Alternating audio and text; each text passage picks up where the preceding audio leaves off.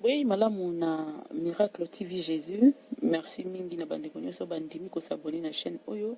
Pe ba oyo nanu bazwi libako ko s'abonner te na sengi na bino nyonso bo s'abonner parce que vous allez déçu te na oyo nyonso ko zala a lokola programme na kati ya chaîne oyo fond ya chaîne oyo et ko décevoir bino te parce que awa ezali mafinga te awa ezali koloba bêtement te mais awa tokobeta masolo ya solo oyo kosunga biso nyonso to changer parce que c'est vrai que biso nde moto otelemaka liboso na bino mpona koyeba koloba kasi oyo ezali ya motu ezali ke na koloba wana biso mpe toretenaka quelque chose ntango biso tozotelema tozopeta lisolo ezalaka te ete po te biso toyebi koleka bato nyonso mais ezalaka ya solo parce que ezalaka na bafe moko oyo etungisaka mpe biso nyonso to oyo ezotungisa société na biso alors tomemaka yango liboso na biso nyonso mpona toyeba kozwa solution to mpe toyeba kopesa na conseil ya solo par rapport à basujet moko to mpe mosusu donc mingimingi ekozala bongo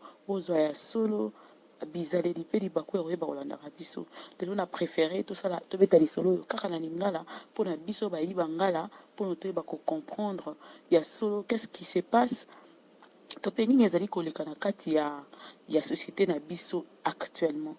Ngai lokola moko ya mopanzi sango ya mboka Kinshasa natungisami makasi na komona fe moko ezolekana na kati ya ba corps ya média donc tous ceux qui bon nalingi koloba mpena français moi elifalansa te nalingi mpena toloba lisolo na lingala oyo ezali koleka kati ya bayi mosala oyo ngai nasalaka ezali kopesa pasi ezali kotungisa mitema ezali kodiokola ainsi de suite yango nalingi tobeta mwa lisolo nango na mituni lelo tozomona makambo ebele katikati ya bana ya bajournaliste bapandisa yango jalousie ekoti mabe ekoti komitungisa ekoti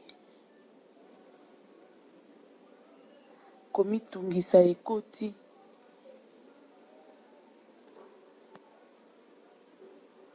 kolela ekoti ba excuse ngai mpona nini coupure oyo bo excuse vraiment mais sinon eloko ezotungisa makasi ezali komona ndenge nini moninga na yo mpo azwi mwa motuka mpona kaka déplacement mpo motuka ezali assurance teke mbongo na yo na banke ekomi 1 million de dollars non biloko mingi biso bajournaliste olingaka kosala na miso ya bato mpona kolakisa bato ke tozovivre aisement kitoko etusala au fond peut-être que ce n'est pas ça eza kaka mpo oza motu tellement congolais elingaka apparaître yango tozalaka bongo nalingi te bendele ekweya tozalaka babola tetu ate ezosimba te malamu nazala kaka bien napesa présentable kote na okende bato basengaka bona kokodefa ta mbongo mpona kana mibongisa na apparaître mais soki olandeli vi na ngai au fond okomonake na banke kutu nakenda kala ya solo kala olandeli vi nango komonake mpo nasimbala mosusu 5000 dollars ya peut-être mpe 6 mois nasimba yango su te. C'est vrai que dans la vie, il y a le haut et le bas. Quand on a cop moko pepe si pe mbongo les capé 20 000, 100 000, ça dépend un circuit ni nokuta ni nango en tant que journaliste na mboka oyo. Mais dire qu'un journaliste qui vit de son salaire, oiseau vivre na mbongo na ye ya salaire, pe azo tonga bandako, azo ba mituke consent, azala na ete. Azala surtout ba y a ba chroniqueur, y a ba CC quoi.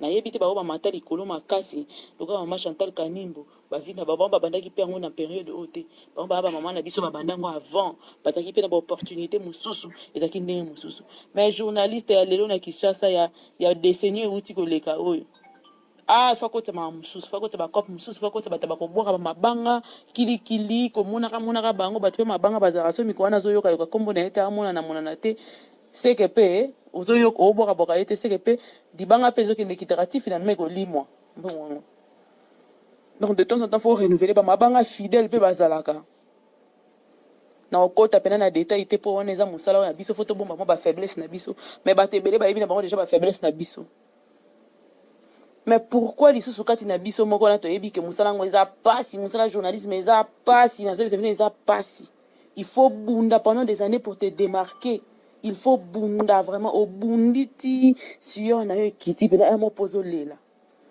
ya mo babodjangi oyo lobi na bangala babodjangi ezali na kati wana ozolata elamba ya koluka badébut eza facile te badébut eza difficile alors difficile avec beaucoup de sacrifices je vous dis avec beaucoup de sacrifices journaliste akondima ndako nelala nzala to mpe bandeko ne balala nzala mais azwaka mbongo asomba nano elamba mpo apparaître kaka na nini apparaître na nini na tv mais oyoka soka ndenge apresente émission na vrai nzala soka asili soki omoni mpasi aosotele lipa mwamba na nini na jus okocomprendre yango te okoyeba te okondima te otala mpena grand monsieur qui vient de te sortir le grand français mesdames et messieurs bonjour et tout ça et puis soki otali mpasi azosotele lipa batia mwamba je parle du début hein. Il y a aussi de ceux qui ont réussi na mosala oyo bazwi mpenda babongi mpe et tout ça là na bastratégie na bango je dis bien na bastratégie na bango na bapropre initiative na bango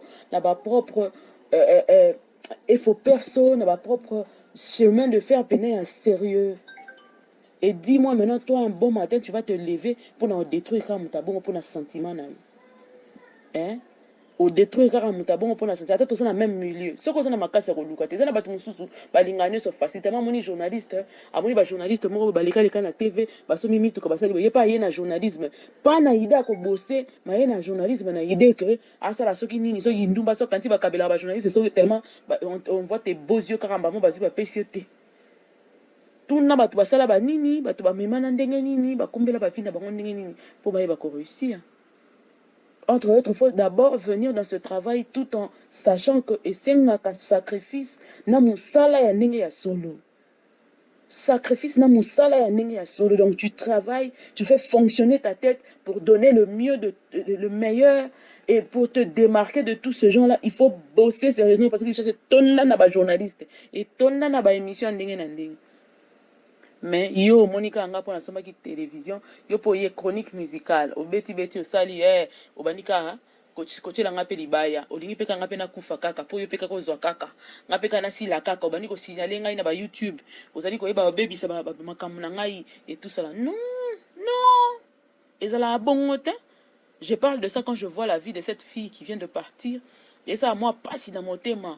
Et ça la passe na motema komona que maman ya mwana mwasi azwi liboma to tia barando na biso de côté quoi to tia barando na makambo na biso nyonso de côté c'est pas bon oyoka pe moto yango pe wasali mabe wana aza pe kaka wana azolela pe oyoka pe moto asali mabe yango pe aofete pe oyoka pe moto asali mabe akoya pe matanga so moto akufi esengono eza nini ozwi nini exactement olobaka ezwi nini okomona moto akufeli bato bayebisi ozwi.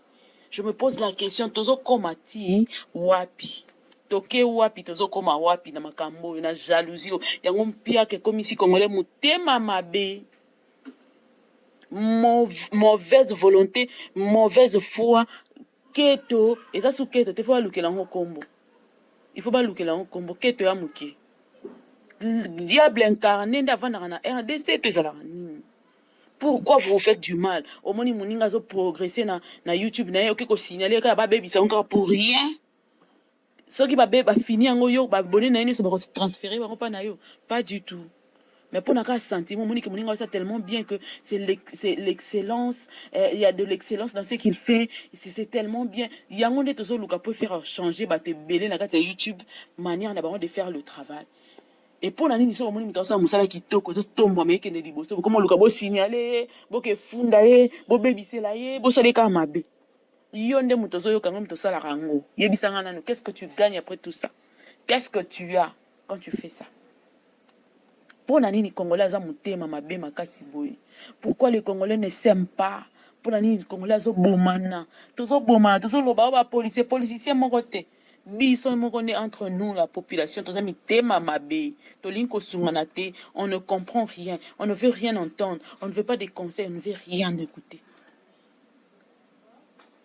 boye bisanga siko vraiment mboka pop oh peuple oyo ekobonga ndenge nini mboka oyo ekochanger lolenge kani soki kaka to continuera na motema kete oyo congolais nango congolais ne veut jamais voir celui qui est à côté de lui progresser. Ça va monio progresser. Na butu na moya comme bundisa. Abutu na butu na moy. Au moins, le niveau qui est comme dans mon thème, donc, comme un niveau que on ne comprend même pas. On ne comprend rien. Et ce qui est plus mal dans tout, c'est que à l'époque, on appelait une personne chrétien, ils avaient parce que tout le monde a besoin de Christ na katina. Et aujourd'hui, na chrétienté, na bundu dia Congo, na bundu dia Mayala, na biso nyonso tozamu na mitemo mabe ya lolenge moko différence exacte. Alors arrêtez un peu ba différence na makambo wana mususu wana. Tant que motema mabe kozala entre biso, n'attendez pas qu'un chef viendra chercher à changer les choses. Parce que même nzamba d'accord na biso te. Population za motema mabe lokola biso na mokili na mona te. Hein? Au kotala 85% ya ba chaîne YouTube ezala ko fingana. Mobali oyo atui caméra atie liboso ofinga mwasi naye. Mwasi oyo azui caméra atie liboso ofinga mobali naye.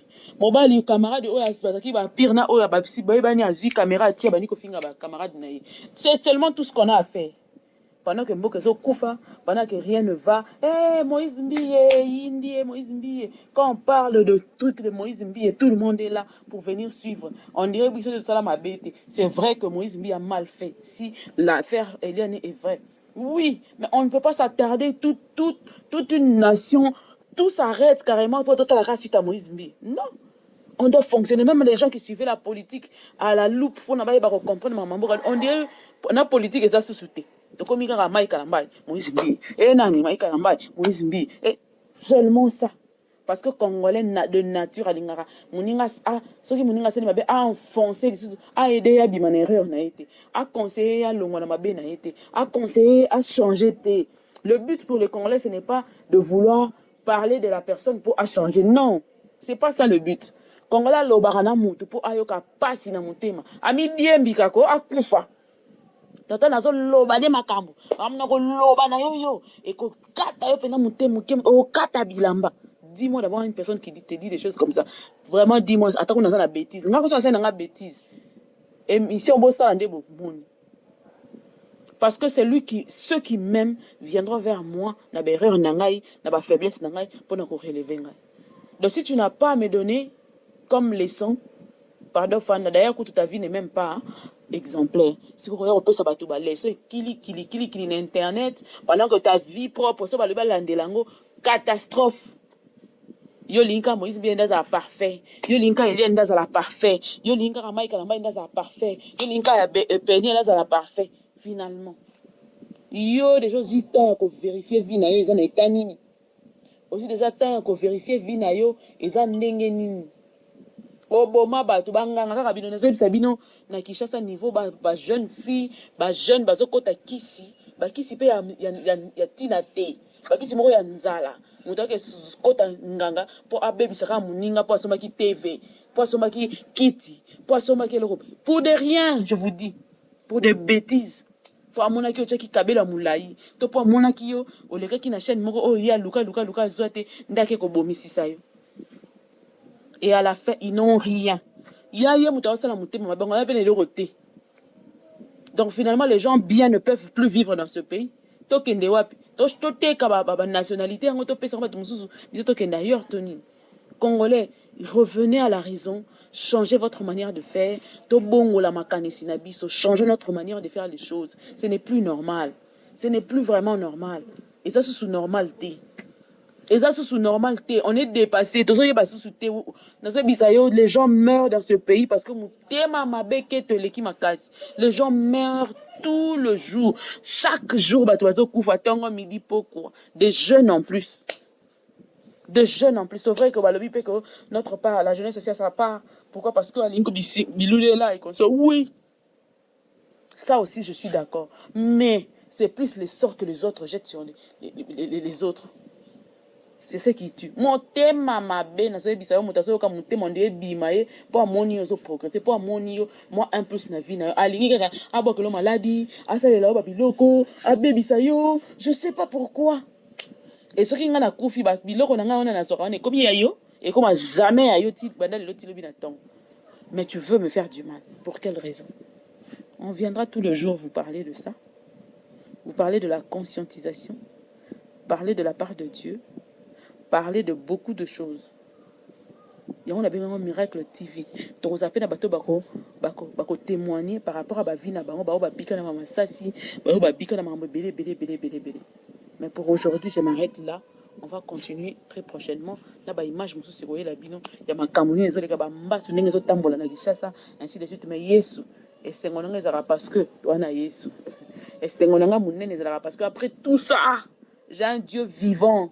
J'ai un Dieu puissant et fort qui ne me laisse jamais. Pour ce cas-là, qui t'aime les héros, vraiment, bah, biso, mawaya, sérieux. Ce qui Yesu t'aime, bah, biso, to leli, ya nenge ya mukiete. Mais tellement que Jésus-Christ est Seigneur, yango na suka na loba mingi, nzamba ba genou nanga. Nzamba ko kila bilei. Nzamba ba genou nanga ye. A genou nanga ye. A genou nanga ye. Nzambe ya ko kila bilei ye. Ya ko kila bilei ye. Bajenu nanga ye toko lemba te tina suka bajeni na biso toko komisa nzambe tina suka tina ti. Je resterai enfant de Dieu kobandalelo ti lobi na tongo. C'est lui qui m'a élevé, c'est lui qui m'a pris de loin, il m'a racheté jusqu'à aujourd'hui. C'est lui qui m'a élevé sans parents. C'est ce Dieu là que je loue à jamais et je qui m'abandonnera jamais en aucun cas. En aucun cas, je dis bien en aucun cas. Jamais il n'a abandonné. D'ailleurs, les complots faits la nuit, Dieu te le montre. Pendant qu'ils font leur complot, Dieu te lève, il te montre, dit, hey, ta place est où? Il te montre même le source. Le matin, tu dis à Dieu, Seigneur, donne-moi l'amour. Pour ça, on a le bina, il a cause de on a 4e béli. Mais on a 4 été. Parce que nous avons qu'il a touché là où on ne touche pas. Qu'il y a un Dieu vivant qui se lève et qui fait des choses. Il y a un Dieu vivant en qui je crus. Là où il m'a pris, c'est tellement loin qu'il ne peut jamais permettre que Moutumura Lamuka, en un revers de main, aille faire passer. Jamais. Ça n'arrivera pas. Ça n'arrivera jamais. Je promets au diable, je te dis que ça n'arrivera jamais. Parce que j'ai un Dieu puissant et fort. Il vit et il va te montrer. Il a dit, je ne permettrai jamais Seigneur, tu ne permettras jamais à ce que moi tu ne permettras jamais. Ce n'est pas en vain qu'on s'est discipliné dans la vie. Ce n'est pas en vain qu'on a choisi ne pas faire certaines choses pour Nzambe. Même pour ça, dans ce livre de souvenirs, là où tu as écrit, là où on t'a servi, là où on est resté, Seigneur, évangélisé pour toi, là où on est parti, Seigneur, travailler pour toi, tu ne permettras jamais que quelqu'un se lève un bon matin pour un sentiment quelconque, vouloir finir tout ce que toi tu as dit comme promesse dans la vie d'une personne. Ça n'arrivera jamais. Ça, je dis jamais. Le jour où je mets ma tête par terre, c'est parce que Dieu seul a permis à ce que ça se passe. Si Dieu ne le permet pas, ça ne se fera jamais, en aucun cas. Je dis en aucun cas. Peu importe que tu sois le plus sorcier de sorciers dans le monde. Peu importe que tu sois le plus élevé, si tu es passé dans certaines parcelles, faire des choses, ici tu ne feras rien. Parce que je sais que l'autorité morale de cette maison, je sais que l'autorité puissante et forte de cette maison ne permettra pas. Il m'a dit des choses, il continue à parler parce que c'est un Dieu avec qui j'ai une parfaite relation. Et c'est celui-là, quand j'entre dans la profondeur, il me montre ce que le monde ne peut comprendre. Quand je prends un sujet et que je m'en vais, je me retire, il se lève, il se montre comme un puissant guerrier. Il fait cesser les contestations, il fait cesser tout ce que le diable peut préparer. Il a dit, tu sortiras de ce lieu avec ton honneur et ta gloire. Tu sortiras de ce lieu avec ton honneur. Tu ne perdras jamais ton honneur parce que je suis ton Dieu. Si je n'étais pas ton Dieu, je permettrais aux gens de te toucher. Mais parce que tu m'as connu, parce que tu as accepté de porter mon nom, parce que tu as accepté un jour de ne pas permettre à ce que le monde puisse t'emporter, la jeunesse puisse te prendre par sa force, je t'honorerai. Sois l'exemple de jeune, comme dit la Bible, je t'honorerai.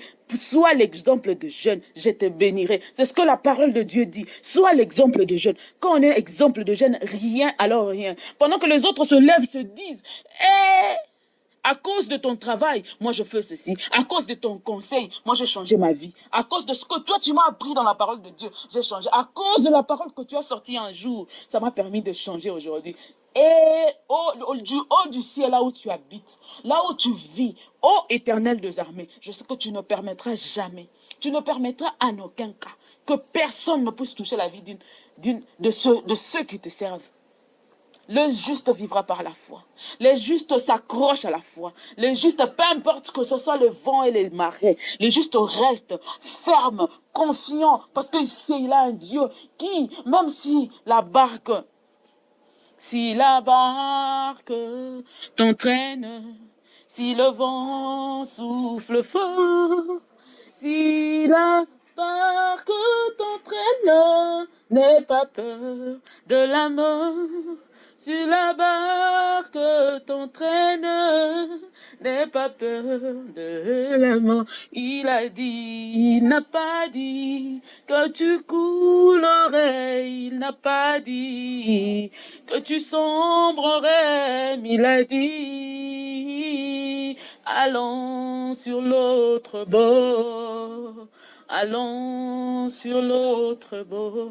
Il n'a pas dit que tu coulerais, il n'a pas dit que tu sombrerais, il a dit, allons sur l'autre bord. Allons sur l'autre bord. Des fois, l'Éternel n'agit pas parce que tu n'es pas au lieu prévu pour lui. Mais quand il te dit de te déplacer, plie bagage, vas-y. Parce que là où il t'emmène, c'est là où tu es en parfait accord de l'accomplissement de sa parole. Tu es en parfait accord du temps et du lieu précis que lui veut agir et faire. Donc, quand tu te places, c'est comme si tu avais un GPS. Dieu a un GPS. Quand tu te places à un lieu prévu pour toi, il se pose carrément sur toi comme la colonne de feu, la colonne de nuée, et il agit. Il y a seulement du patan en kembe qu'on vend parce que ce Dieu-là agit comme ça. Il faut se placer là où lui te demande d'être. S'il te dit de plier bagage, s'il te dit va sur l'autre bord, vas-y, plie bagage, vas-y là-bas. Parce qu'il sait pourquoi il t'emmène. Pourquoi il t'y emmène? Il t'y emmène pas en vain. Il t'y emmène pour déposer quelque chose qui ne sortira que de lui, fraîchement de lui. Mais s'il te dit ne bouge pas encore, reste là encore, parce qu'il sait ce qu'il va faire. Parce qu'il sait combien tu sortiras la tête haute parce que tu appartiens à l'Éternel. Tu sortiras la tête haute parce que toi, tu n'as pas choisi faire l'impudicité. Tu n'as pas choisi diriger ni voler. Mais tu as choisi la vraie, la bonne part. Et cette bonne part t'accompagne partout. J'ai béni tout enfant, j'ai béni tout orphelin qui a choisi de servir l'Éternel. Et je te promets qu'il y a une bénédiction attachée à ça. Parce que la vie d'une orpheline n'est pas pareille. N'est pas pareille à celui qui vit chez ses parents. Il peut faire tes caprices. Ça passe. Mais toi, tu n'as pas le droit de faire tes caprices. Tu dois concentrer tous tes efforts en toi-même, se gérer et garder ses sentiments pendant très longtemps. Et sois là, Dieu voit. Dieu est sensible aux larmes des orphelins. Dieu est sensible aux larmes des orphelins. Dieu est sensible à quand tu te lèves, tu dis, oh, Yesu, quitte ma cambo ici, là. Fais cesser ce qui se passe maintenant. Seigneur, je lève mon javelot dans la vie de quelqu'un. Na télémisi javelo na vie ya mutu moko. Le lenge je suis à salaki a télémisi javelo. Alobi soki na kitisi maboko na nga bitumbo bokolonga te. Mais na tombola maboko na nga likolo. Na tomboli maboko likolo comme une servante qui te sert. Seigneur, je fais cesser toute chose qui passe dans la vie de qui que ce soit dans cette parcelle. Poyo zanzambe. Parce que toi tu avais dit. Parce que toi, tu as dit dans ta parole, et dans ta parole, je te remets dans ta parole. Je lève le javelot et que tout cesse. Jésus-Christ n'était pas venu sur terre, na visite, il y a promenade de toi, il y a santé. Ce qui est bien pour moi, alléluia, c'est que Jésus-Christ est venu sur terre pour faire quelque chose. Pour changer une vie, pour transformer une vie. Et cette vie-là, c'est ta vie aujourd'hui. Dieu est venu sur cette terre. Il a envoyé son Fils unique, pour changer vie. Pour que tu comprennes la grandeur de ce que Dieu a pu faire. La puissance de la croix, ce que Dieu a pu accepter de donner. J'ai un enfant. Je connais ce que c'est quoi avoir un seul enfant. Et C'est tout ce que j'ai comme joie. Je peux muser tout pour ses études. Je peux tout muser pour son éducation. Je peux tout faire pour lui seul. Et accepter de donner ce que ce seul enfant pour que Akoufela voisine nanga to voisin nanga. Eh, ta makambo yeso asala. Azika manko na yewana. Akoufela yonanga.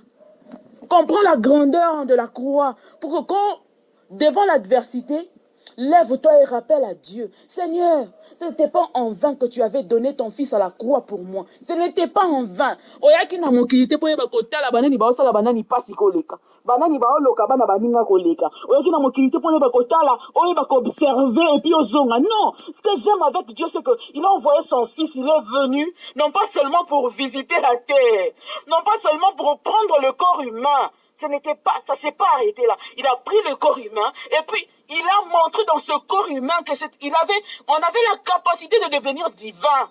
C'est ça le problème.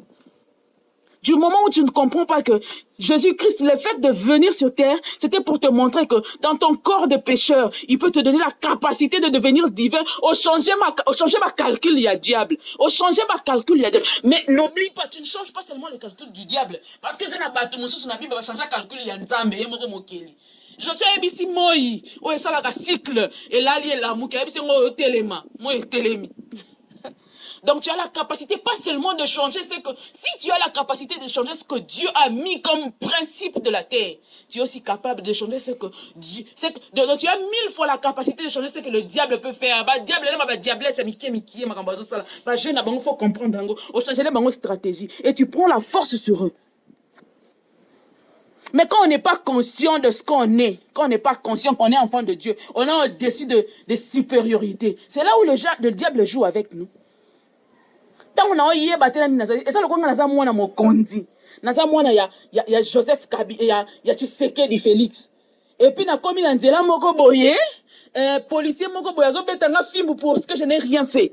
Mais non, c'est impossible. Il ne peut même pas s'approcher de moi parce que tant qu'on a kaka effigie ya présidence. La présidence liboso na effigie nango. Je passe, il me laisse passer. Bazo kaou kabisika bazali. Pareil avec Dieu. Quand tu comprends que tu es la fille de Dieu et que tu es celui qui a la force sur toute autorité et que Dieu t'a donné le pouvoir qui nous a été conféré à la croix ce jour-là. Dieu est descendu sur terre pour nous montrer que sur ce corps, nous pouvons porter le divin et changer les choses, déplacer les montagnes, faire descendre la gloire. C'est là où maintenant tu passes avec assurance et fermeté que Nzambe, peu importe le combat qui se lève sur ma vie, je sais une chose, que je suis au-dessus de toute chose. Parce que j'appartiens au roi ou de roi. Parce que j'appartiens à celui qui donne la force. Je te bénis pour aujourd'hui. Je te bénis encore pour demain. Je te bénirai encore pour mes enfants. Je te bénirai encore pour les enfants de mes enfants. Je te prierai pour le mari de mon enfant. Je prie déjà pour la femme de mon fils. Je prie déjà pour les enfants de mes enfants. Voilà la vitesse de la prière. Moi, j'ai déjà dépassé cela. J'ai fait des sacrifices pour mes cocos. Pona mwasi nena tela ka yeba dim na binzambe mwana nga ko ya pa mwasi mabete. Mwasi ki ndoki mutemo mabe, il ne peut pas, elle ne peut même pas passer devant lui. Il ne peut même pas passer devant lui, c'est impossible. Donc Dieu transcende. Son esprit m'amène à transcender les choses. Voilà pourquoi pour qu'une personne te comprenne, il faut qu'elle ait la même dimension d'esprit que toi. S'il n'a pas la même dimension d'esprit que toi, c'est impossible comment se comprendre. Parce que tu voles tellement haut que tu es l'aigle. Tu ne peux pas comprendre. C'est difficile d'avoir des amis de ma génération parce que série 8, bisonnier, se mettait à comprendre ma kamundenge morote, ma kambo, ils différent. Dieu donne la grâce na mutunai. C'est différent. Moi, je prie pour les enfants de mes enfants en avance. J'ai fait des retraites pour na bana ya bana nanga, pour na basi ya bana nanga, pour na mibali ya bana. Na ba ona ba botami. J'ai prié déjà pour mes enfants qui vont venir. Pour celui qui est déjà vivant, j'ai prié pour sa femme. Moi, si à ma belle famille n'a c'est impossible. Dieu ne peut pas permettre ça. Il a dit qu'il ne peut jamais donner du mal à ses serviteurs. Seigneur, c'est pas en vain que tu vandi to kangi mako. Tu vandi to tiki mabe. Tu vandi to lobi to royiba. Tenzame na lobi na vandi na rosala boyete. C'est pas la beauté qui nous manque. Ce n'est pas l'intelligence qui nous manque pour faire certaines histoires. ce n'est pas une hanche qui me manque pour trémousser la danse. Non. Ce n'est pas la bouche qui me manque pour la koswana. D'ailleurs, j'ai été maman et oiseau. Ce n'est pas ça. C'est parce que j'ai fait le bon choix. J'ai discipliné ma vie. J'ai discipliné mes pensées. J'ai discipliné mes sentiments. J'ai discipliné tout ce qui est de moi. Et le diable, oyoki soni, et simbate. Que Dieu vous bénisse. Oui, malamu na Miracle TV Jésus. Merci mingi na bandeko nyonso bandimi ko s'abonner na chaîne oyo.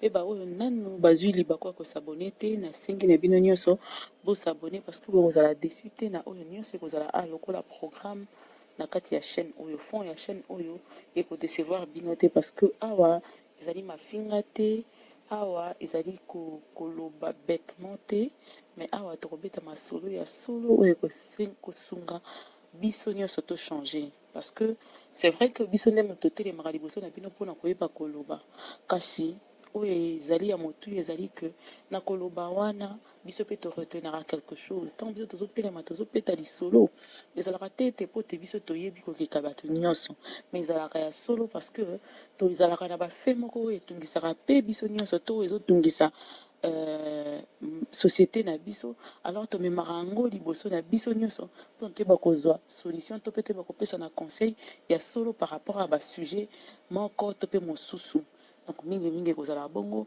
bozwa ya solo bizaleli mpe libaku ya koyeba kolandaka biso lelo na préféré tosala tobeta lisolo oyo kaka na lingala mpona biso bayiba ngala mpona toyeba kocomprendre ya solo qu'est-ce qui se passe to mpe nini ezali koleka na kati ya société na biso actuellement.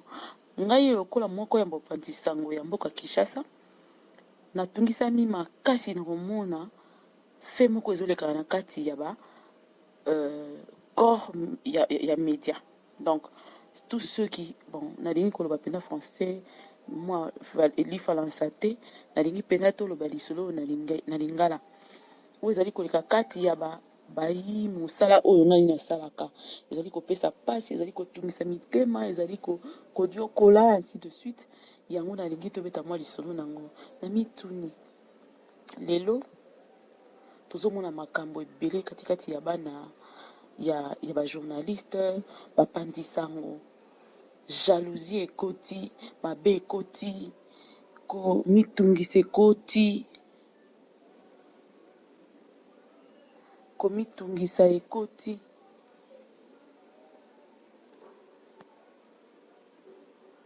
kolela ekoti ba excuse ngai mpona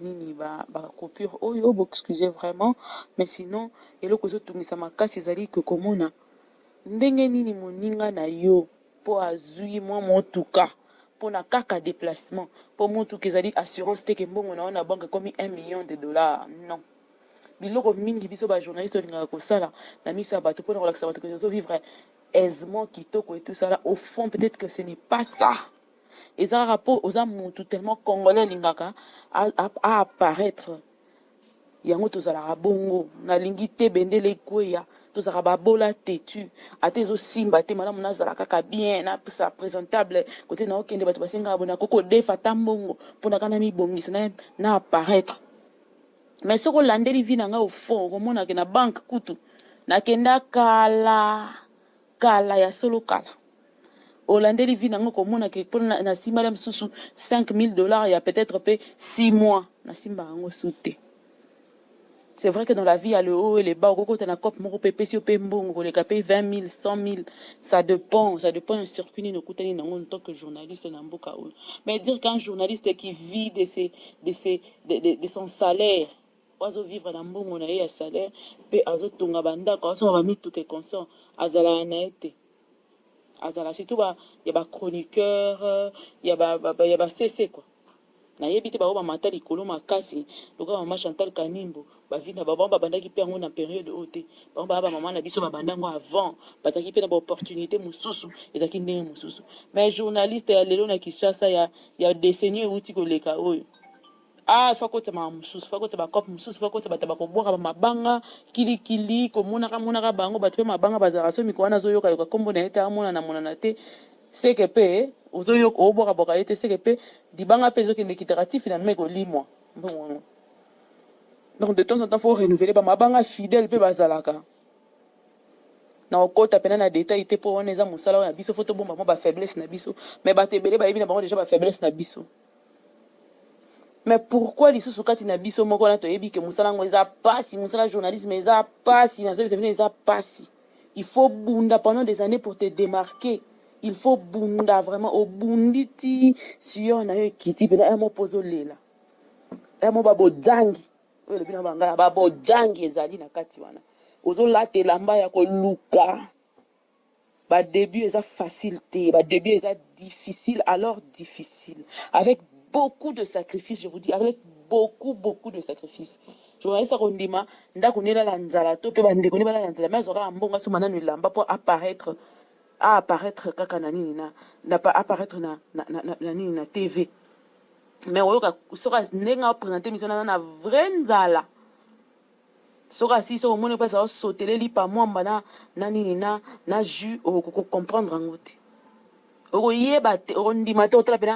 monsieur qui vient de te sortir les grands français, mesdames et messieurs, bonjour et tout ça. Et puis, je parle du début, hein. Il y a aussi de ceux qui ont réussi, na musala obazu, penda, babongi, et tout ça là. Na ba stratégie na bango. Je dis bien na ba stratégie na bango, na ba propre initiative na bango, na ba propre effort perso, na ba propre chemin de faire peiner un sérieux. Et dis-moi maintenant, toi, un bon matin, tu vas te lever pour nous détruire car mutabongo pour nos sentiments. Hein?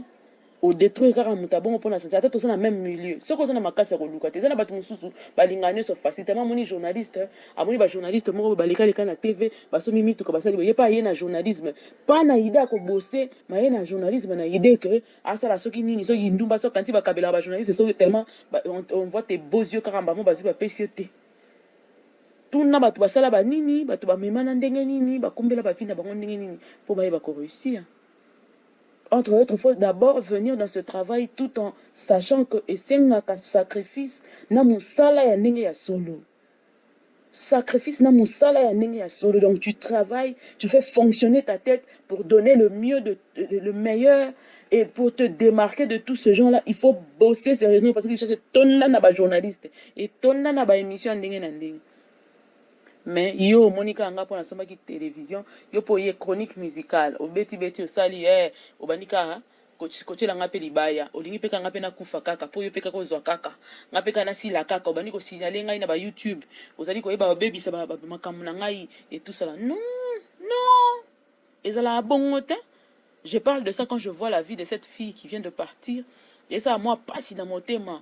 Et ça la passe na motema komona que maman ya mwana mwasi azwi liboma to tia ba rando na biso de côté quoi. To tia ba rando na makambo na biso nyonso de côté. C'est pas bon.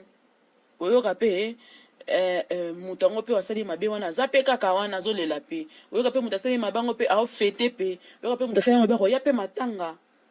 So mutakufi. Esengono eza nini? Ozwi nini exactement? Olobaka zwi nini? Oromona mutakufeli bato ba yebisi ozwi. Je me pose la question, tozo koma ti wapi? Toke wapi tozo koma wapi na makambo na jalousie yango mpia ke komisi congolais mutema mabe. Mauvaise volonté, mauvaise foi, keto, eza su keto te faut alukela ngo kombo. Il faut pas lukela ngo kombo keto ya muke. Diable incarné ndavana na RDC to ezala nini? Pourquoi vous faites du mal? Au moins, moninga zo progresser na YouTube na yo ko signaler ka ba baby ça encore pour rien. Ce qui ba fini en yo ba bonné na yo se ba transférer ba pas na yo, pas du tout. Mais pour n'a qu'un sentiment moninga ça tellement bien que c'est l'excellence, il y a de l'excellence dans ce qu'il fait, c'est tellement bien. Yango nde tozo luka peut faire changer ba te belé na ka YouTube manière na ba de faire le travail. Et pour la nini so moni mutasa musala kitoko to tombo meke ne liboso comme luka bo signaler bo ke funda ye bo bebisela ye bo soleka mabe yo nde mutozo yo kango mutosala rango yebisanga nanu qu'est-ce que tu gagnes après tout ça? Qu'est-ce que tu as quand tu fais ça?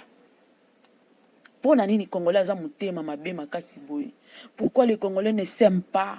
Pour la nini congolais zo bomana tozo loba ba policier moko te biso moko nde entre nous la population toza mitema mabe tolingi kosungana te, on ne comprend rien, on ne veut rien entendre, on ne veut pas des conseils, on ne veut rien écouter. boyebisanga siko vraiment mboka pop o peuple oyo ekobonga ndenge nini, mboka oyo ekochange lolenge kani soki kaka tokontinuaka na motema kete oyo congolais nango. Congolais ne veut jamais voir